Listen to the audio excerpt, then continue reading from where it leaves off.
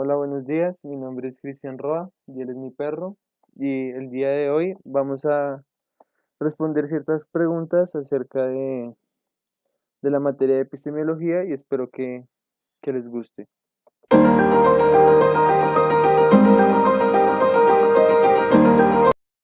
Muy bien. Nuestra primera pregunta es, ¿cuándo empezamos a hablar del método científico y por qué? Comenzamos a hablar del método científico y para esto debemos retomarnos a una exposición que hicieron nuestros compañeros de la revolución científica, donde diferentes personalidades nos ayudaron a encontrar este método científico, donde su principal pionero es Galilei, pero vamos a ver que varias personas también estuvieron involucradas en esto. La primera persona de la que nos hablan en esta exposición de la revolución científica es de Nicolás Copérnico.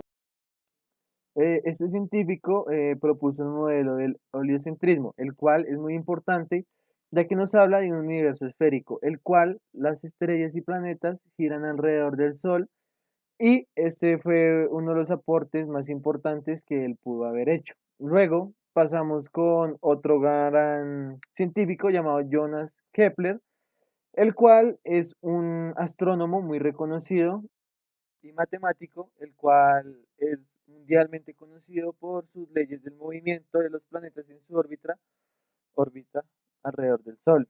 Luego nos hablan de Galileo Galilei. Como yo les expliqué al principio, es el pionero del método científico. Desde acá comenzamos ya a tener en cuenta de que la ciencia ya es un proceso de observaciones y mediciones matemáticas, las cuales tienen una hipótesis que van a llegar a un resultado final.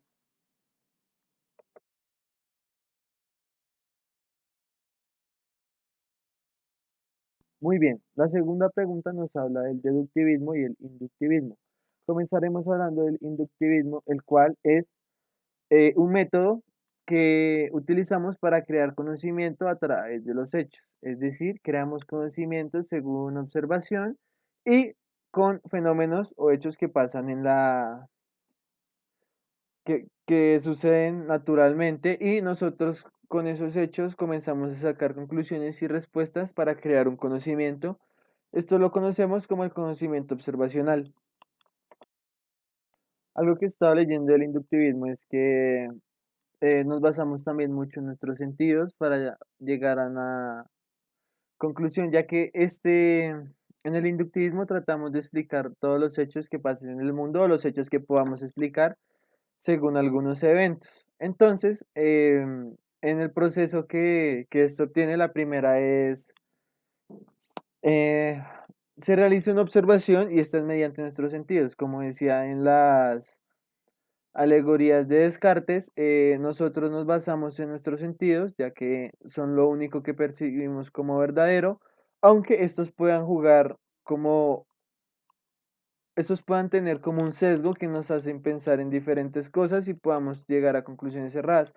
Pero por el momento nuestros sentidos son los que nos ayudan a entender y ver los eventos mediante la observación y con los diferentes sentidos llegar a una conclusión, a una respuesta a algún evento que suceda en el mundo.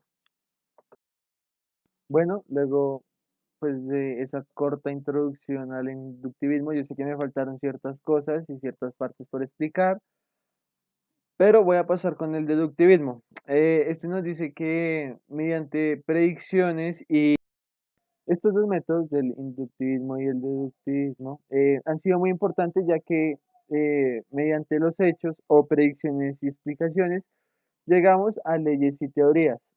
Como leíamos en el libro, pues, en el texto que estaba como la bibliografía recomendada de la clase pasada, el cual era el inductivismo, el inductivista, nos hablaba que el inductivista ingenuo siempre trata de, con la observación, llegar a crear, como tener esos procesos creativos para llegar a crear leyes o teorías. Han sido muy importantes, ya que desde que vimos en la revolución científica siempre hemos utilizado la observación y últimamente más las predicciones y explicaciones para explicar ciertos fenómenos del mundo. Yo creo que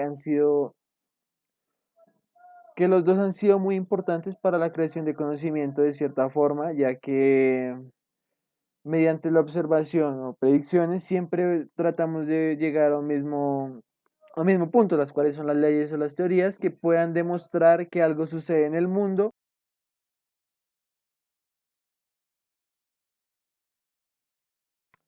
Perfecto, y para finalizar, la tercera pregunta es, según las teorías y reflexiones que hemos visto en las clases, ¿cómo veo yo que han manejado la pandemia los gobiernos?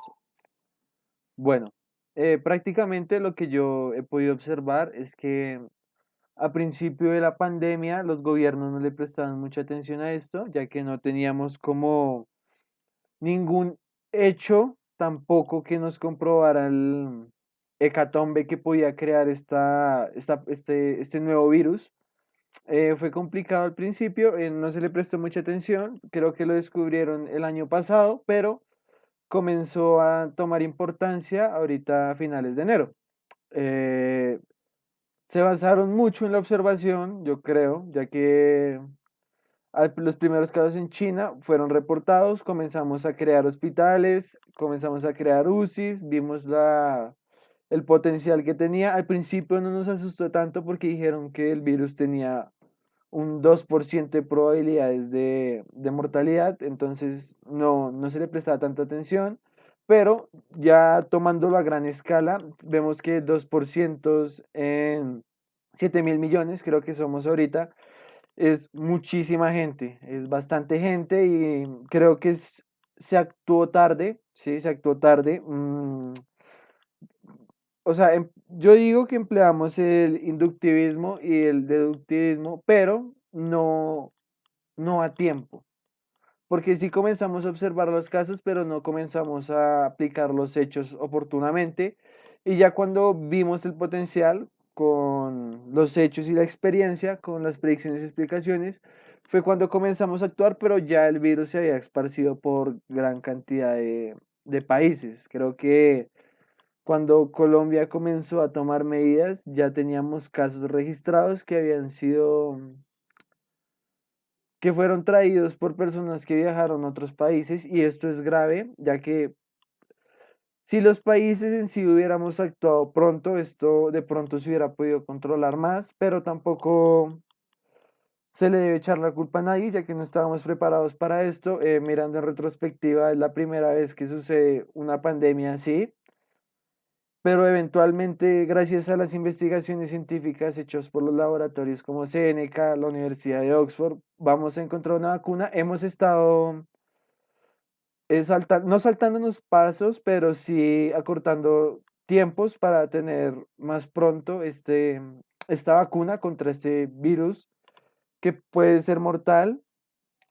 A veces no medimos como la gravedad del asunto, pero sí, muchos científicos, muchos investigadores también han estado creando conocimientos de este nuevo virus, ya que no los teníamos.